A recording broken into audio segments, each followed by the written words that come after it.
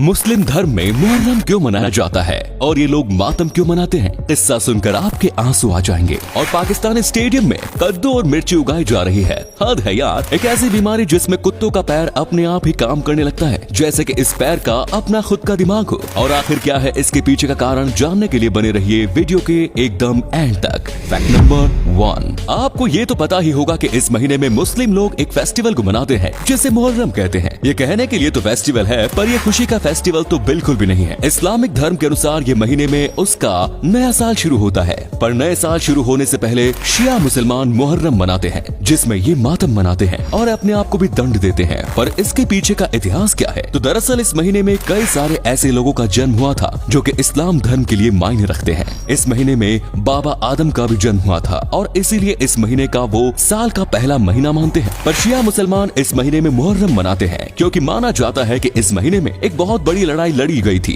जुल्म के खिलाफ इंसाफ के लिए, और इसमें पैगंबर मोहम्मद के नवासे इमाम हुसैन और उनके 72 साथियों को बेरहमी से इराक में हुई करबला की जंग में मार दिया गया था। और तो और उन लोगों के साथ एक 6 महीने का बच्चा भी था जिसे भी यजीद ने मार दिया। सोच सकते हो ये कितना बेरहम था। पर इन लोगों ने मरते दम तक अपना ईमान नहीं खोया। इन्हें मारने से पहले इन सबको कई दिनों तक परेशान किया गया, जैसे कि पीने तक का पानी नहीं दिया गया। पर फिर भी इन्होंने यजीद के सामने हार नहीं मानी, जो कि इस्लाम धर्म के सभी लोगों पर राज करना चाहता था, मुस्लिमों का खलीफा बनके।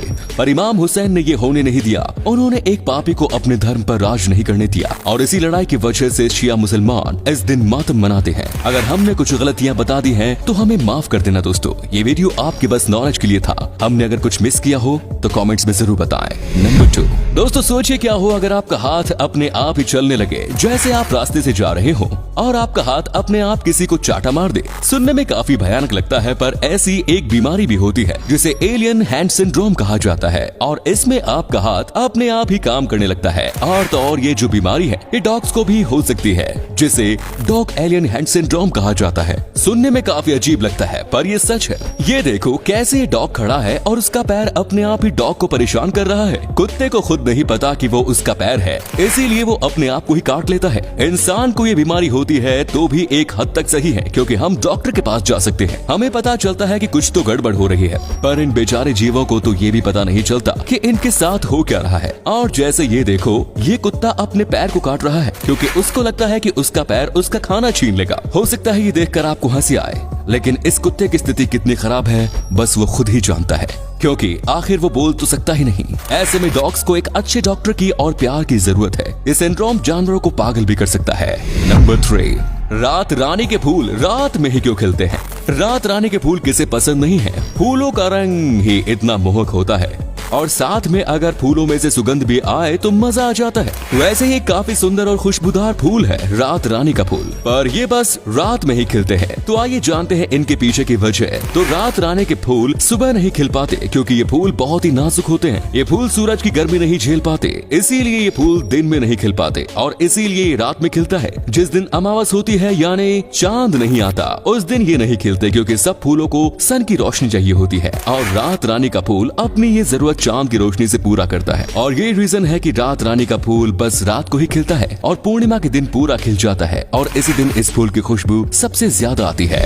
नंबर 4, दोस्तों इस साल पाकिस्तान में क्रिकेट का स्तर काफी ज्यादा ही गिर गया। अगर इस साल को पाकिस्तान क्रिकेट के लिए हम वर्स्ट ईयर कहें तो गलत नहीं होगा। यूजुअली पाकिस्तानी टीम क्रिकेट में उतना भी बुरा परफॉर्म नहीं करती, पर देखा जाए तो इस साल पहले क्रिकेट में बुरा प्रदर्शन और उसके बाद इन्हें एक भी ढंग का मैच या टूर नहीं मिला। और इनकी पाकिस्तानी प्रीमियर लीग भी यूएई में खेली गई, जिसमें भी खास रिस्पांस नहीं आया, और इसी वजह से पाकिस्तान के क्रिकेट स्टेडियम में एक ऐसी फोटो वायरल हुई जिसने सबको चौंका दिया। पाकिस्तान के एक स्टेडियम में पिच और ग्रास कटिंग की जगह वहां पे खेती चल रही थी, और पाकिस्तान में क्रिकेट स्टेडियम में कद्दू और मिर्ची उगाई जा रही है। और ये सब वायरल होने के बाद पाकिस्तान क्रिकेट लेजेंड शोएब अख्तर काफी नाराज हो गए। उन्होंने क्रिकेटर्स के लिए ये बस एक स्टेडियम नहीं होता, बल्कि उनके लिए ये एक मंदिर से कम नहीं। इसीलिए शोएब अख्तर इस चीज से काफी गुस्सा हो गए और पाकिस्तान क्रिकेट बोर्ड में कंप्लेंट भी किए। नंबर 5, दोस्तों ये बहुत ही ज्यादा अजीब लगेगा जब मैं आपसे ये कहूँ कि एक व्यक्ति पूरा का पूरा प्लेन खा सकता है, क्योंकि इतना बड़ा प्लेन कोई कैसे खा सकता है, और तो और उसका पेट लोहा कैसे पचा सकता है? ये चीज इम्पॉसिबल लगती है। बट 1978 में मिशेल लोटिटो नाम का एक ऐसा व्यक्ति था जिसे 9 साल की उम्र से ही काफी अजीब बीमारी हो गई थी, जिसे पीका कहते हैं। इस बीमारी में इंसान का पेट कोई भी तरीके का खाना पचा सकता है, चाहे वो लोखंड हो या पत्थर, और इसी वजह से वो बचपन से थोड़ा बहुत मेटल खा के सबको चौंका देते थे। पर पहली बार इस आदमी ने कुछ इतना बड़ा करने का सोचा, इसने पूरा एक प्लेन खाना शुरू कर दिया। कैसना 150 नाम का एक मशहूर प्राइवेट प्लेन को इन्होंने 2 साल के अंदर खा लिया। इन्होंने प्लेन के कांच से लेकर एक एक स्क्रू तक सब कुछ अपने पेट में डाल लिया। इन्होंने 1978 में शुरू किया था और 1980 में अपना खाना खत्म किया। उसके बाद उन्होंने अपनी लाइफ में कई अनबिलीवेबल चीज खाई, पर फिर भी ये अब तक की इनकी सबसे बड़ी सक्सेस मानी जाती है। इनकी 2007 में डेथ हो गई थी हार्ट अटैक की वजह से, पर इन्होंने जो काम किया वो शायद ही कोई और कभी कर पाएगा। तो दोस्तों, ऐसे वीडियोस देखते रहना चाहते हैं तो चैनल को सब्सक्राइब कर देना, और पूरा वीडियो देखने के लिए धन्यवाद।